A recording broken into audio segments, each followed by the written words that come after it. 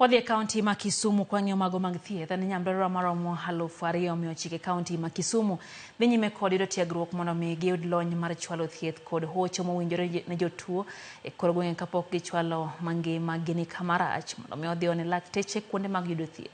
Jatelo mongiyore bad migao mar thieth Mary Mudhoni oyango ni tiegruok ma kamago owinjore omi nyamreche go e yo malong'o mondo mi okonye kelo yot kotenre kod chwalo chenro mag thieth kod puonjo oganda e wi weche thieth e gwenge go. Mudhoni olero ni mano ka otimore kaka dwarore to sekta mar thieth biro goyo ndamo madwarore e yor thieth.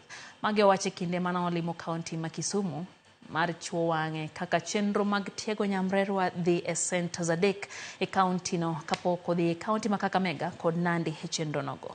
Community health, and we rolled out 100,000 community health promoters across the country, and later on during the summit we added another 7,800.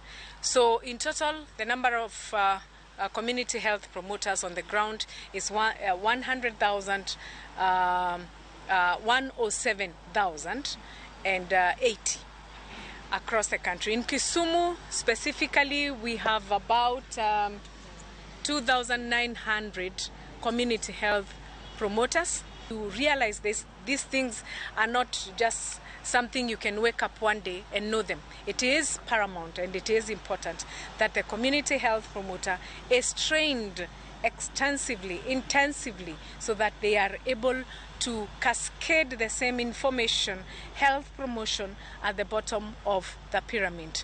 Today we have about 2-3 training centers in Kisumu, and for my work right now is to ensure that the real job is being done on the ground.